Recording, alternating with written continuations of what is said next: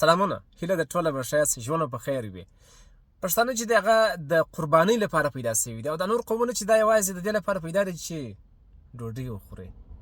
دا حدیث شریف دی، زه نه وایم، دی واورئ. نو د الله نبی له هؤلاء فتحان الاسلام دا پښتانه چې د ټولې دنیا حفاظت په پښتانه کوي. تاسو کتلی که نه مسلمان یې بیا په مسلمان کې ته هغه قوم چې ته الله خوښ کړی او ته غیرتي خلک یې دا کلمه ووایي، د کلمې نه واړه بیا ته تکلیف مکلیف نشته دی.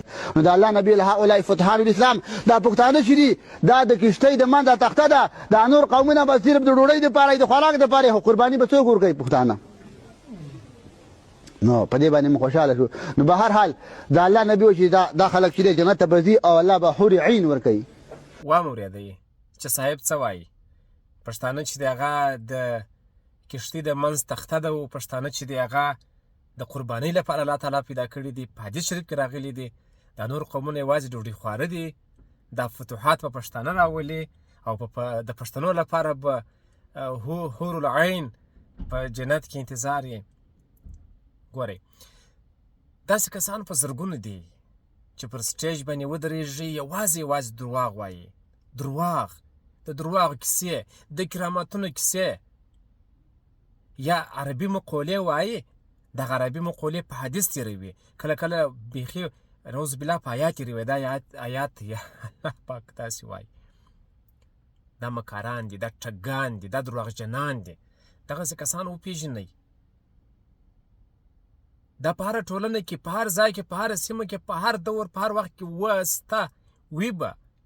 د دغسې کسانو په وړاندې مبارزه پکار ده. باید مبارزه وسي. علم وکړئ، قرآن شریف په تفسیر زده کړئ، حدیثونه زده کړئ چې د دغسې کسانو دفع وسي او د دغسې کسانو څخه پوښتنه وسي. په ځان کې د پوښتنې کولو جرأت پیدا کړئ او ورته ووایه چې ملا صاحب دغه حدیث په کوم کتاب کې لیکلی دی؟ دا د حدیثو د مشهورو کتابونو په کومه برخه کې راغلی دی؟ راوي یې څوک دی؟ کوم حدیث دی؟ دا خو ورڅه وپوښتئ. که دا وایي چې یو شیخ ویلی دی، راټینګ یې کوي کوم شیخ ویلی دی، نوم یې څه دی، د کومې سیمې اوسېدونکی و، چیرې پیدا سوی و، څونه ژوند یې کړی و، پلار و نیکه یې څه نومېدل، څونه کتابونه یې لیکلي دي که نه دي لیکلي. شیخ وایي، کوم شیخ وایي؟ کتابونه راوړي، کوم کتاب راوړي؟ کتاب د چا دی؟ لیکوال یې څوک دی؟ په کوم کال لیکل سوی دی؟ هغه موضوعات یې څه دي؟ پر کومه موضوع باندې لیکل سوی دی؟ څونه تاریخي قدامت لري دا کتاب؟ عالمان وایي، کم عالم وایي، څه یې ویلي دي؟ په کوم کتاب کې ویلي دي؟ پر کوم سټیج یې ویلي دي؟ غږ سته، ویډیو سته، رساله سته، کتاب سته، څه شی سته؟ راټینګ یې کوي. که تاسې دغسې کسان راټینګ کړئ بیا تاسې دروغ نسئ ویلی. بیا تاسو ته پر سټیج باندې دا نه وایي چې یو بزرګ پر اوبه روان و، یو بزرګ پښې وکه زمری په کوزه وویشتی، پر دیوال ناست دیوال یې روان کړی و، داسې چرګ را ژوندی کې دا یې وکړه یا وکړله. دا ټول درواغ دی.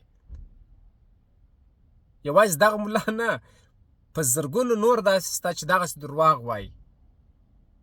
اوس بیا یو پیدا سي چې ته د عالمانو سپکاوی کوې، د عالمانو سپکاوی چې دا ګناه ده. که څوک د عالمانو سپکاوی وکړي، نعوذ بالله لکه د نبي علیه اسلام سپکاوی چې وکړي، او که چا نعوذ بالله د نبي علیه اسلام سپکاوی وکړي، لکه نعوذ بالله چې د الله پاک سپکاوی وکړي، دا خبرې زموږ په ټولنه کې مشهوره دي.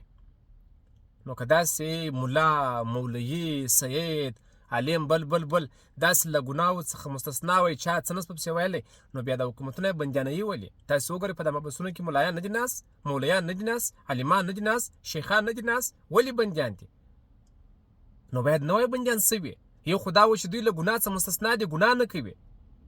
او بل دا ده چې که ګناه کړي باید ګناه ور وبخښل سي. باید بندي نه سي، که بندي سي باید اشار پر دا بل راواوړي، خراب سي. خدای روی ته وګورئ. لمن درته نیسمه چې نور دا 21مه پیړۍ ده. تاسو ولې په 14مه په 14مه پیړۍ کې ژوند کوئ؟ نن سبا خو تاسې هر شی کتلی سئ. چې هر چا څه درته ویل خو تاسې خپله وګورئ. انټرنېټ شته، په انټرنېټ کې په زرګونو دیني کتابونه شته، پی ډي اف کتابونه پورته سوي دي، یا معلومات شته، ویډیو شته. خپله معلومات وکړئ. تاسې ولې ډنډیانو چمونه کوئ؟ نور مه ډنډیان کېږئ، نور راویښ شئ. مننه.